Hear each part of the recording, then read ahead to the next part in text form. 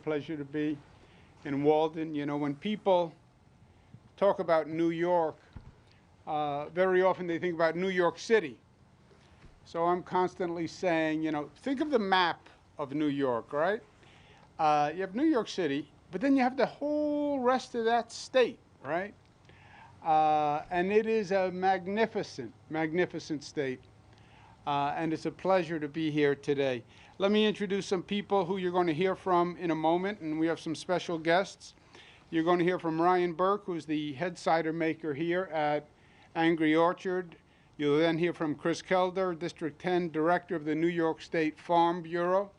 And the Farm Bureau does really a magnificent service for not just the farm industry, but for all of the state of New York. Let's give the Farm Bureau a round of applause. And then you're going to hear from Juanita Sarmiento, from the Catskill Regional Coordinator of the Rural and Migrant Ministry.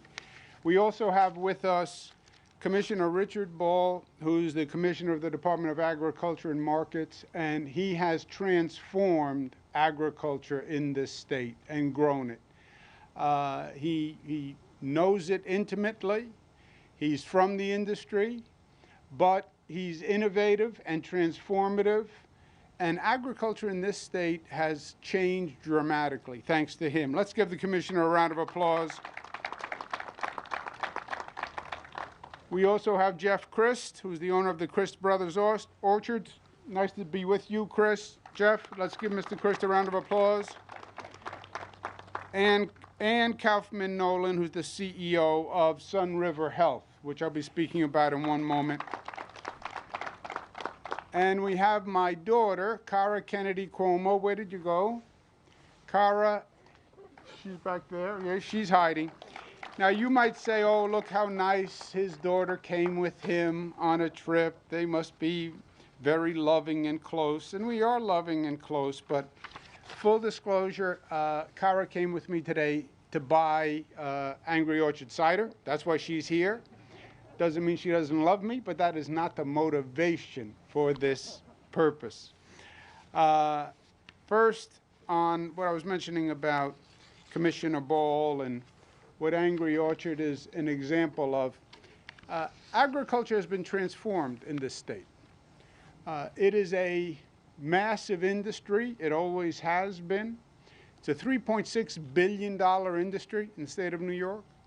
116,000 people work on farms. And over the past few years, we've taken a whole different look at agriculture.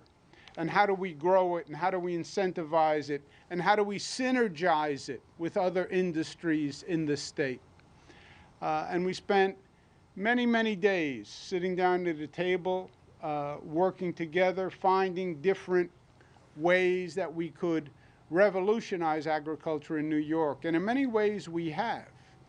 Where we are today, Angry Orchard, it's a national, if not international, leading company right here in Walden. We're all proud of it. Angry Orchard, I understand the name and I understand the derivation. I would not have come up with Angry Orchard as a name on myself. I would have said something like Beautiful Orchard, Entrepreneurial Orchard, New York Orchard, Excelsior Orchard. That's what I would have come up with, state motto, Ever Upwards Orchard. But then we wouldn't be here today because that would not have sold. And it shows zero creativity. So I'm glad I had nothing to do with Angry Orchard. But it has been a phenomenal, phenomenal success. And it's representative of cideries all across this state. If you had talked about cideries in New York State 5-6 years ago, they wouldn't have known what you were talking about. But we saw the opportunity, we developed it, we changed the rules, we formed a partnership, and it is a magnificent growth industry now. The same with breweries all across the state. In urban areas also, what we're doing with breweries has really been transformational, farm to table. The growth of wineries in New York State is a phenomenal story of success. And then that generated a whole tourism industry around it, and wine trails and beer trails and cidery trails and people coming up to see and shop and taste. So the entire dynamic of agriculture has changed. Greek yogurt, we're major manufacturers in the Greek yogurt business. New York State makes more Greek yogurt than Greece. Why? That deserves a round of applause. Why do we make so much Greek yogurt? Chobani, so many companies here. Well, we didn't set out to make Greek yogurt. We produce milk. And what uses large quantities of milk? Greek yogurt. Make 1 cup of Greek yogurt can be 3, 4, 5 cups of milk. So when we knew we produced a lot of milk, Greek yogurt uses a lot of milk, we brought Greek yogurt companies here to manufacture in New York to have a self-sustaining cycle. So it's working very well, and it's going to work even better. One of the connections we've been focused on, and the commissioner again in the Department of Agriculture has done a great job here. You have upstate New York that is a great producer. You have downstate New York, which is a great consumer. How do you make that marriage? How do you make the marriage between that great consuming public in New York City and the producing enterprise in upstate New York? And we've worked at that many, many different ways. The Certified New York program, the New York Safe program, the New York Organic program, saying to the people, the consumers in New York, if you want to buy a food product, buy a food product you know is safe. And if it is made in New York, if it's inspected in New York, if it's regulated in New York, then you should have confidence that that product is safe to consume for you and your family. And that has worked very, very well. And the number of cooperatives now that cooperate in bringing product down to New York City has really been a success story in and of itself. COVID hits last year. And what was an economic development venture turns into a public health venture, turns into a necessity. You had families who were out of work, families who literally couldn't afford to buy food.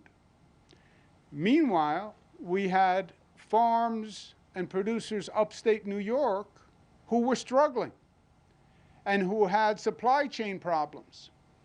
And their normal purchasers for their product were ending their purchasing.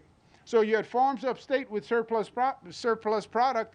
You had consumers downstate and in urban areas all across and rural areas all across the state who literally didn't have enough to eat. How do you put those two things together? And we developed a program called Nourish New York, which is common sense.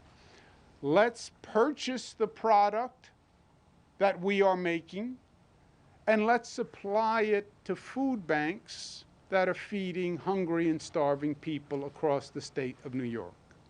That's Nourish New York. We started this right when COVID was beginning. When COVID first assaulted, there were so many ancillary problems that developed that nobody even imagined. Not just with the healthcare system, but a problem like this. People are out of work, they can't buy food. They go hungry. So we started Nourish New York. We've spent $35 million so far purchasing product from New York producers to feed hungry people. And today I'm here to announce that it has worked so well that we're going to allocate an additional $50 million to Nourish New York. Let's support our agriculture industry and let's feed hungry people. So far, 21 million pounds of food have been delivered. Over 1 million families have participated in the Nourish New York program. 30% was dairy, 30% was produce, 30% was meat and seafood. 5,000 distributors of food across the state, 4,000 farms have participated so far. With this additional $50 million, we expect that to increase. So we're very excited about that. At the same time, because nothing is simple nowadays, we are still in the midst of COVID. And no, it's not as bad as it was, but neither have we beaten the COVID monster. And it's no time to get cocky about COVID. Well, we have the vaccine, it's over. It's not over. It's not over. We have to watch it every day. And it's still a battle, and it's still a race. It's number of vaccines versus rate of infection. And you see parts of this country where the infection rate is taking off again, and the hospitalization rate is taking off again. We have to get the vaccines in arms. And that's why part of this is Sun River Health, where we're going to start a new program where we understand agricultural workers have demanding schedules. We understand we tend to be in rural parts of the state. It's hard to get to a vaccination site. We'll bring the vaccination site to you. And we're going to start mobile vaccination sites. And Sun River, you see the vehicle behind me, Sun River Health will operate mobile vaccination sites where they will come to Angry Orchard. They'll come to farms so they can vaccinate the workers, the managers on site, because we need to get vaccinated, please. Let's give Sun River a round of applause. Let me give you a quick update on where we are on the numbers today on COVID, because as I said, it's something that you have to watch every day. And we do. We do more testing than any state in the United States. Why? You want to find those COVID positive cases, because when you find a COVID positive case, then you can quarantine that person, you can make sure that person isn't spreading COVID, and you can make sure that person is getting the treatment they need. Today, the positivity in the state is 3.9%. We had 58 New Yorkers who passed away from COVID yesterday. So when you think about, well, is it over? I have COVID fatigue. I'm ready to move on. 58 New Yorkers passed away, and they're in our thoughts and prayers. But it's also a sober reminder that this is not over. 4,000 people were hospitalized yesterday with COVID, 869 in ICU, 564 were intubated. What's also interesting is COVID and the spread of COVID is a function of behavior, of human behavior and of community behavior. Even within our state, you see very different COVID rates. Why? One state, everybody receiving the same message, everybody receiving the same information, but you still see different rates of infection. Because it is up to us at the end of the day. It is a matter of personal responsibility. You tell me how you act, I'll tell you your likelihood of getting COVID. You tell me how disciplined you are and how seriously the community takes COVID, and I'll tell you what's going to happen with the rate of infection. So you have Western New York, highest infection rate in the state, Western New York, 4.8%. What's the lowest infection rate in the state? Southern tier, 0.7.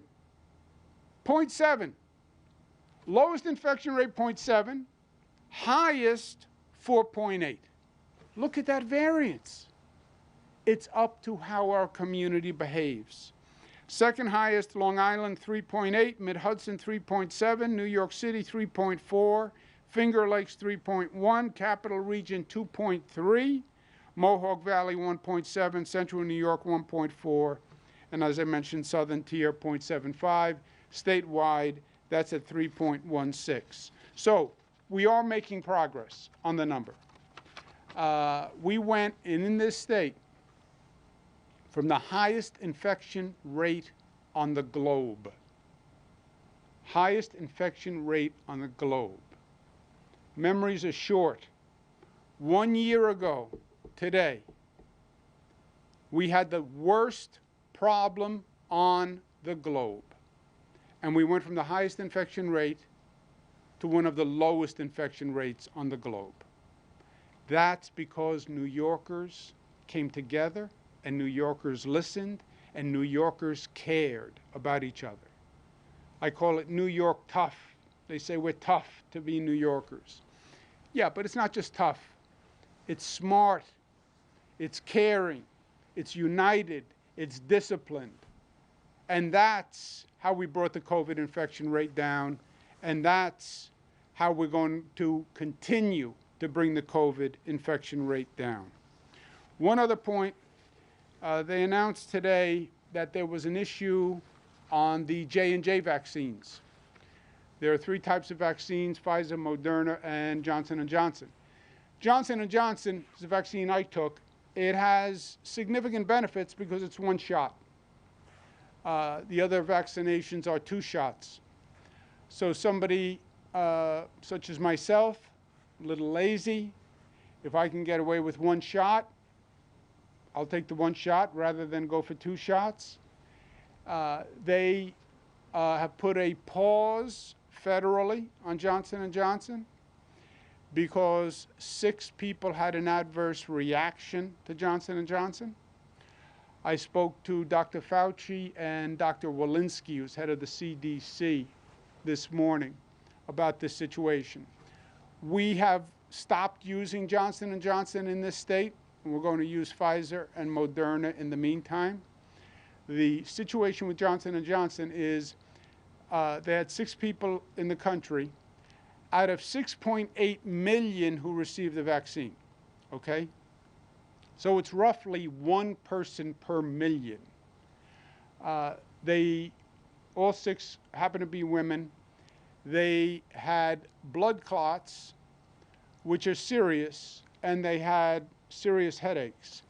The reason they paused the Johnson & Johnson is they want to make sure all healthcare providers know if a person comes in with these symptoms, the normal medication is heparin that they give for a blood clot. That does not work in this situation. So they want to get the word out to all healthcare providers. If a person comes in, they said they had a vaccine, they have a serious headache, they diagnose a blood clot, you don't use the normal medication.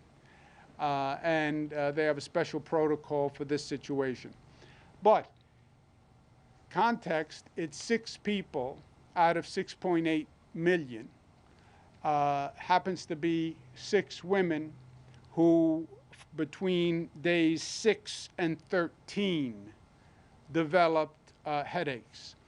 And the federal government, I think wisely so, said, let's put a pause, let's advise healthcare workers to be aware of this, and in the meantime, we'll use Pfizer and we'll use Moderna. So we're going to be doing the same thing here in New York. And then when they finish doing their work on the Johnson & Johnson, we'll resume using Johnson & Johnson. But we do have enough Pfizer and we do have enough Moderna vaccination to keep our schedule. and to keep those numbers happening. And again, I'll end where I started. It is a race with COVID. It is a race. It is still here. There are now what they call variants of interest. All these new terms. Somebody should start a dictionary of COVID terms, right? Variants of interest. Variants. The virus continues to mutate. And some variants are harder to treat. Some variants transmit more easily. So we want to get everyone vaccinated. We need to reach herd immunity. It's a fascinating situation where until everybody is safe, really nobody is safe. That's what it comes down to. It's a real life situation of community where people come together to take care of each other. And I get vaccinated, not just for myself. I get vaccinated so I don't infect you or my mother or someone who I happen to run into. We do it for each other. Same reason why we wear a mask. I wear a mask to protect you, you wear a mask to protect me. And that is part of being a New Yorker. We're all in this together. We're all in this state together. We're all in this place together. We're all in this life together. And the only way to succeed is to succeed together. Thank you for having me here today. I have to make sure Cara comes home with cider. And with that, and congratulations again, let's hear from Mr. Ryan Burke, who's the head cider maker, then Chris Kelder from the Farm Bureau, then Juanita Sarmiento. Thank you very much.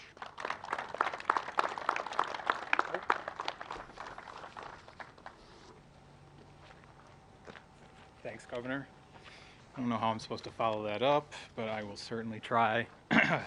As Governor said, I'm Ryan Burke. I'm the head cider maker here at Angry Orchard. I am a proud New Yorker. I grew up in Western New York, in Williamson, New York. Certainly one of the great apple growing regions of the state, and I'm really happy to call Dutchess and Orange County home. So thanks everyone for joining us here today at Angry Orchard. This is our cider house right behind us and our beautiful 60-acre orchard that has been managed by the Chris family over the last 5 years since we took it over, but for generations before that. So we're really proud to work in partnership with the Chris family to grow apples here on our farm and contribute to the apple economy of New York State. We're also super grateful to the state and to our partners, Sun River Health, for making the COVID vaccine accessible to farm workers and those of us working in agriculture. So that includes people who are planting trees, picking apples, making cider, and also selling it to drinkers. So making sure that whole supply chain is safe and healthy is key to the success of the New York State economy. As everyone probably knows, we are the second largest growing apple growing state in our country. We're certainly the finest. And when it comes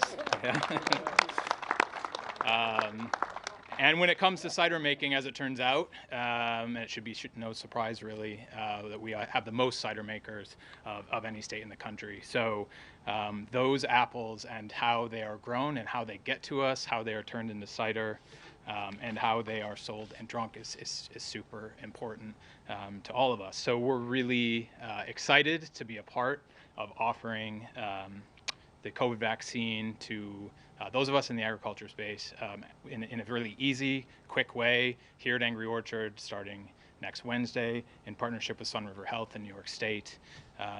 This supply chain and the people in it are vital to us. So we're happy to be a part of it. Thanks to New York State, and I'll pass it over to Chris Kelder.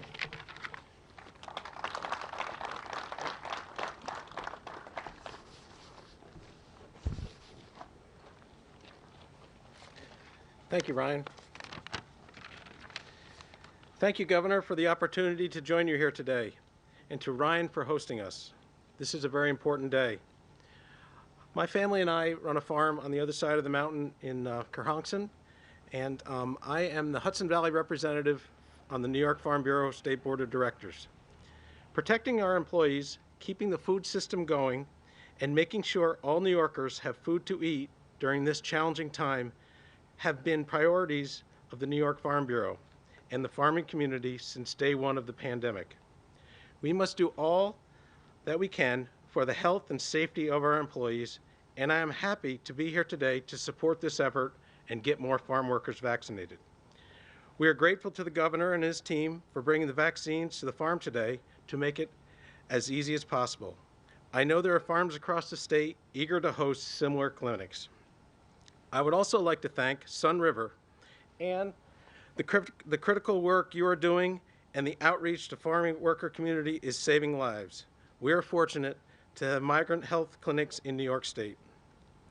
Farm Bureau has worked closely with the state to highlight the needs of farm workers, farmers, food workers, all along the food supply chain. We're looking forward to continuing the partnership with the governor and his administration to effectively reach as many people as we can with the COVID vaccine. I received the vaccine and encourage my employees and all agriculture community to do the same to beat back this virus. Thank you again, Governor, for highlighting the needs today and working to support our essential workers. Next is Juanita Sarmiento with the Catskill Regional Coordinator of the Rural Migrant Ministries.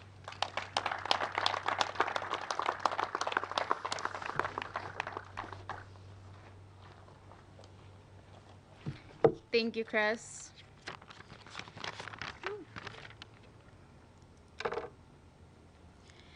Thank you. My name is Juanita. I'm here on behalf of our Executive Director, Richard Witt, at Rural and Migrant Ministry. I'd like to thank the governor for being here today, and thank you to the many allied organizations who fought hard for prioritizing farm worker testing and vaccination throughout New York State. I am so honored to be here today representing Rural and Migrant Ministry. For 40 years, we've worked to uphold the needs of rural, migrant, and farm working communities statewide. When we speak of essential workers, there are none more essential than farm workers. They put the food on our tables and have risked so much in working through the pandemic to keep us all fed.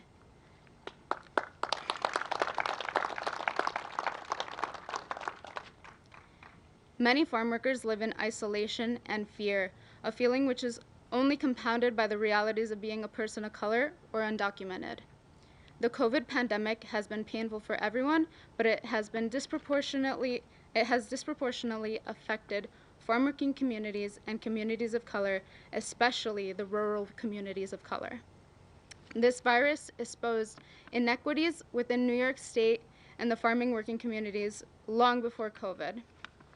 As we move forward, allocating resources to community groups will help lessen the disparities in vaccination, meeting rural and migrant communities where they're at, bringing the vaccine directly to their place of work.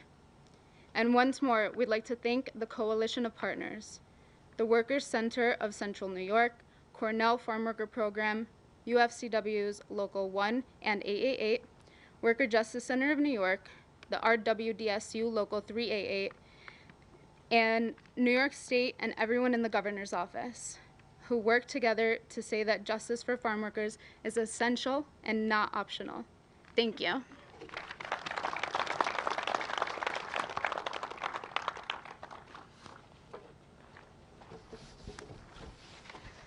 Okay, it's a good day all around. It's a good day for the agriculture industry. It's a good day for the workers who give so much of themselves, for whom it has been harder to get the vaccines. When Juanita says this COVID virus has affected people differently, she is exactly right. This COVID virus has discriminated poorer people, people of color, Black community, Hispanic community, the undocumented community has paid a higher price for COVID, not just in more testing positive, but actually in more deaths. So equitable distribution is a big part of what we're doing. It's a beautiful day. Let's give another round of applause. Richard Ball, Commissioner of Department of Agriculture, Ryan Burke, Chris Kelder, Juanita Sarmiento, Jeff Christ, congratulations to you, and Ann Kaufman Nolan, thank you, and thanks Sun River for your great service. Thank you all. Enjoy.